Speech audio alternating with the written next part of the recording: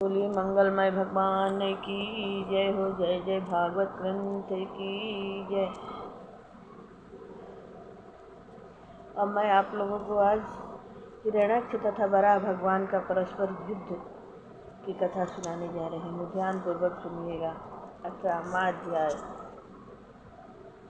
जय जय राम कथा, जय श्री कृष्ण कथा, जय श्री राम कथा, जय श्री कृष्ण कथा। जिसे श्रवण कर मिट जाता है, जिसे श्रवण कर मिट जाता है जन्म जन्म का व्यथा।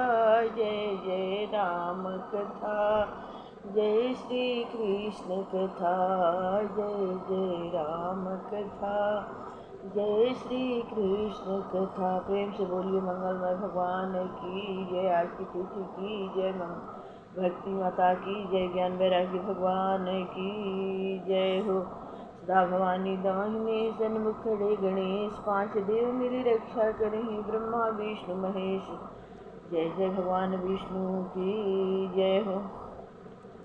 श्री मैत्रेय जी बोले, विदुर जी, पाताल लोक के स्वामी वरुण जी की ऐसी बातें सुनकर वह दैत्य अति प्रसन्न हुआ और नारद जी से नारायण का पता लगाकर रसातल में गया। वहाँ उसने भगवान वराह को अपनी दाढ़ों पर पृथ्वी को लाते हुए सामने देखा। उनके लाल लाल नेत्र तेज से चमक रहे थे। वराह भगवान को सामने आते देखकर वह महाबली दैत्य बहुत हंसा और बोला, अरे तू जंगली पशु जल में कहाँ से आया है? अरे मूर्ख पशु, तू इधर आ, इस पृथ्वी को कहाँ ले जाता है? यह पृथ्वी तो हमारे इस पृथ्वी को हमारे हवाले कर दे। इस पृथ्वी को हमारे हवाले ब्रह्मा जी ने पहले ही कर दी है। हे अधम, मेरे रहते हुए तू कुशलता पूर्वक पृथ्वी को रसातल से नहीं ले जा सकता है। तू दैत्य दानवों का शत्रु है, इसलिए मैं तुझे आज मार डालूंगा। यह उस हिरण्यक्ष की ऐसे कटु वचन सुनकर वराह भगवान को अति क्रोध आया। उनकी दाढ़ों पर रखी हुई पृथ्वी कांपने लगी। उन्होंने पृथ्वी को वहाँ छोड़कर युद्ध करना मुनासिब न समझा। उस दैत्य के कटु वचनों को सहन करते हुए वे गजराज के समान शीघ्र ही जल से बाहर निकले, किंतु वह दैत्य भी ग्राह के समान उनका पीछा करते हुए आया। वह दैत्य बोला, रे कायर, तुझे भागने में लज्जा नहीं आती? वराह भगवान ने पृथ्वी को योग्य स्थान पर जल के ऊपर स्थापित करके उसे अपनी आधार शक्ति प्रदान की। उस समय उस हिरण्यक्ष दैत्य के सन्मुख ही जगत पिता श्री ब्रह्मा जी ने भगवान वराह की स्तुति की तथा देवताओं ने पुष्पों की वृष्टि की। जब वराह भगवान ब्रह्मा जी का यह कार्य समाप्त कर चुके, तब पीछे आते हुए उस दैत्य से मुड़कर बोले, अरे भाई, हम तो जंगली जीव हैं और तू ग्राम सिंह कुत्ता है। हम तुझ जैसे ग्राम सिंहों को ही खोजते फिरते हैं। अब तेरी मृत्यु तेरे सिर पर नाच रही है। हम तेरे सामने खड़े हैं। तू हम पर चोट कर तथा हमें मार कर अपने दैत्य दानवों का भला कर। मैत्रेय जी बोले, हे विदुर जी, मैत्रेय जी बोले, भगवान वराह के ऐसे उपहास तथा तिरस्कारपूर्ण वचन सुनकर वह दैत्य क्रोध में तिलमिला उठा। उसने क्षुब्ध होकर गदा का प्रहार किया, किंतु वराह भगवान ने कुछ टेढ़े होकर गदा के प्रहार को बचा लिया। वराह भगवान क्रोधित होकर उस दैत्य पर ऐसे झपटे जैसे बाज लवा पर झपटता है। उन्होंने हिरण्यक्ष की दाईं भौं पर प्रहार किया, किंतु वह दैत्य अपनी गदा से उसे बचा गया। हिरण्यक्ष को वराह भगवान में परस्पर भयंकर युद्ध होने लगा। हे विदुर जी, उन दोनों के युद्ध को देखने के लिए ऋषियों सहित ब्रह्मा जी भी वहाँ पधारे। ब्रह्मा जी ने प्रार्थना करते हुए भगवान से कहा, हे भगवान, यह दैत्य मुझसे वर प्राप्त करके अति शक्तिशाली हो गया है।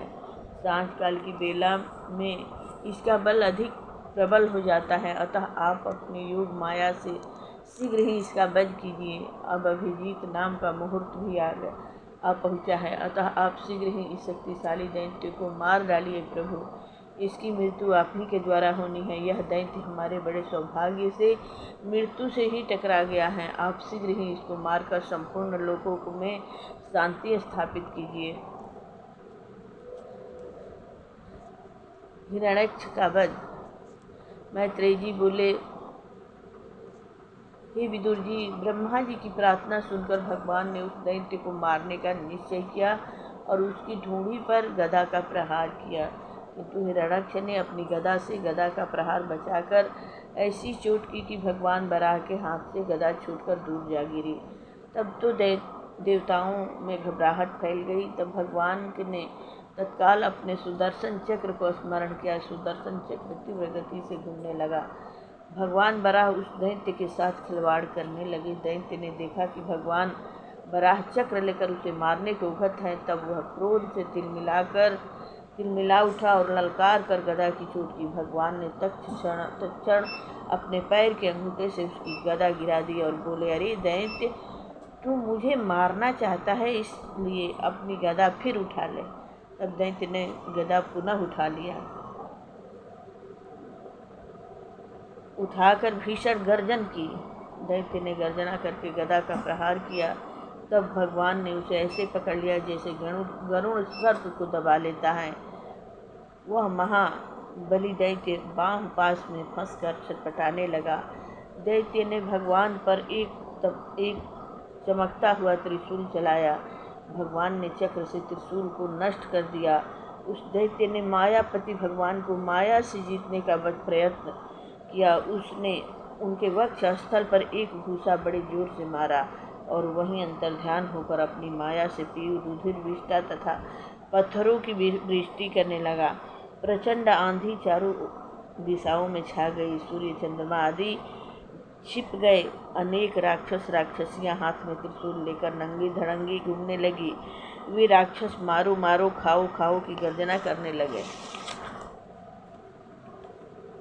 उस आदि दैत्य की माया को नष्ट करने के लिए बराह भगवान ने चक्र सुदर्शन को छोड़ा। जब दीति ने यह महाप्रलयकारी युद्ध देखा तब उसे अपने पति कश्यप जी की बातों का स्मरण हो आया। वह अति चिंताकुल हो उठी। भगवान बराह उस दैत्य को पुनः अपनी भुजाओं में बांधकर उसे दामने लगे। तब वह दैत्य भगवान बराह पर मुक्के का प्रहार करने लगा। भगवान बराह ने उसकी कनपटी पर वज्र के समान एक तमाचा मारा। उस तमाचे की चोट से हिरण्यक्ष चक्कर खाने लगा। उसके नेत्र निकल पड़े और वह हाथ फैलाकर धड़ाम से उस अथाह जल में गिर पड़ा। तब देवता लोग बड़े प्रसन्न हुए और भगवान की स्तुति करने लगे। हे प्रभु, आपने इस संसार की स्थिति के लिए अपना मंगलमय स्वरूप प्रकट किया है। बड़ी प्रशंसा की बात है कि आपने इस महावीर दैत्य को मारकर संसार में सुख शांति स्थापित करती हैं। मैत्रेय जी बोले, विदुर जी, उस दैत्य को मारकर भगवान बराह अंतर्ध्यान हो गए। जैसे मैंने पूर्वजों के मुख से यह कथा सुनी वैसे आपके सन्मुख वर्णन कर दी है। जो मनुष्य पृथ्वी का उद्धार करने के लिए बराह भगवान और इस हिरण्यक्ष के वध की कथा कहता तथा सुनता है, वह ब्रह्म हत्या के घोर पाप से छूट जाता है। धन, यश तथा आयु की वृद्धि होती है और अंत में भगवान का परम पद प्राप्त होता है। प्रेम से बोलिए, मंगलमय भगवान की जय हो। जय जय अष्ट सिद्धि नवनिधि की जय। जय जय राम कथा, जय श्री कृष्ण कथा। जिसे श्रवण कर मिट जाता है जन्म जन्म का व्यथा। जय जय राम कथा, जय श्री कृष्ण कथा। जय जय राम कथा, जय श्री कृष्ण कथा। जय जय राम कथा, जय श्री कृष्ण।